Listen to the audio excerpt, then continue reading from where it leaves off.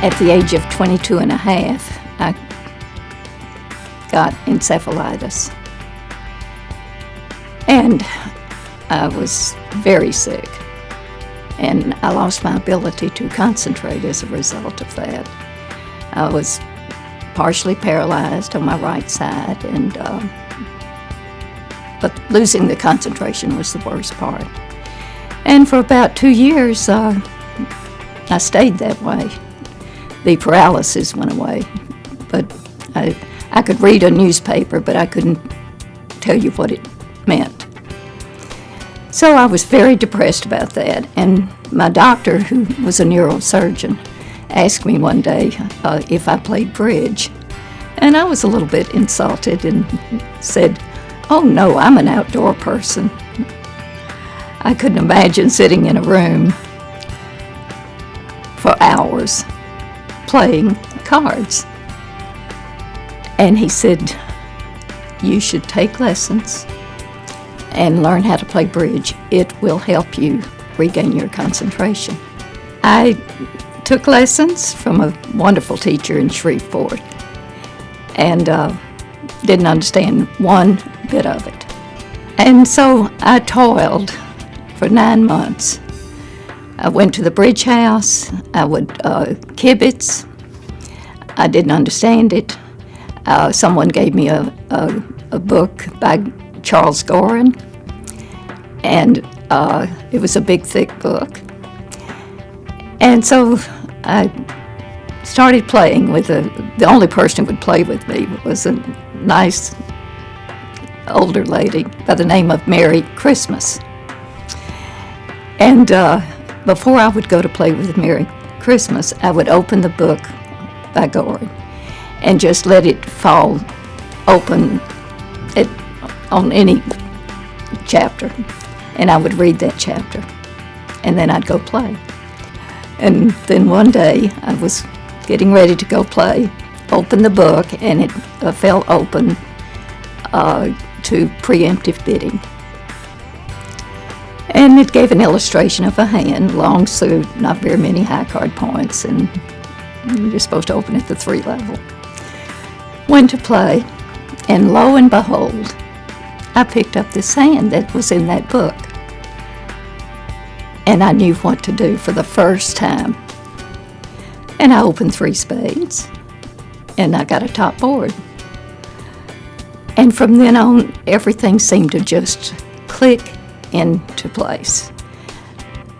I met my husband at the bridge table, so I might not have met him if I hadn't played bridge. And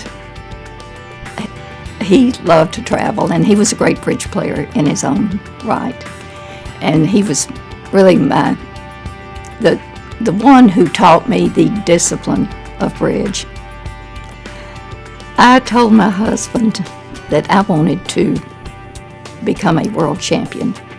At this point, I had won a North American champion, but that was before I was married to him.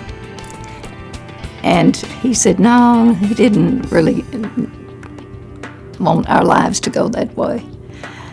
But I persisted, and he said, "Well, we've got to find you somebody to play with." So we got the directory out, and we went all up through Louisiana players, Arkansas players. We wanted somebody who was, not in Timbuktu. And finally Jack came across Carol's name, and he said, "She is the one. She will be perfect. She's from the South. We have so many similarities as far as upbringing is concerned." And so I picked up the telephone, I called Carol, and I said, "Would you be interested in forming a partnership with me with the goal in mind of winning a world championship?" She said, "I'll call you back." In 5 minutes, she called me back, and she said, "You're on." And did we ever succeed? Carol is a very conservative player, and I'm a little bit more aggressive. So her conservative and my aggressive styles melded perfectly together. It was a perfect match. We went to Venice to play in the first Venice Cup, and we won that hands down. It was as though I knew about every hand. I understood it. I always knew what to do in case this came up or in case that came up. And it was, I'm sure, from so much preparation that helped give me that feeling. But it was the underlying desire to win one that just gave me such joy. Carol and I played for 26 years, I believe, and we were just winning and, doing what we do. And in Atlanta, Georgia, I decided that I did not want to do this anymore. It was all of a sudden, it was close to a burnout. It was, even though I'm winning, I'm not getting the rush or the joy that I know I should have. And then Kathy Way called me, and she said she would like to bring me out of retirement and made me a proposition. And one of the requirements was that I learn C.C. Way's precision. And I learned it rather rapidly, and Kathy and I have had great success in playing it. We won a world championship in Monte Carlo in 2003, and before that we won several North American championships. I would like to be remembered as a gracious player, as a person who has respect for not only my partner, but for the opponents, and to set the bar high as far as behavior is concerned at the table, and to have fun. It's not World War III. It is F-U-N, fun.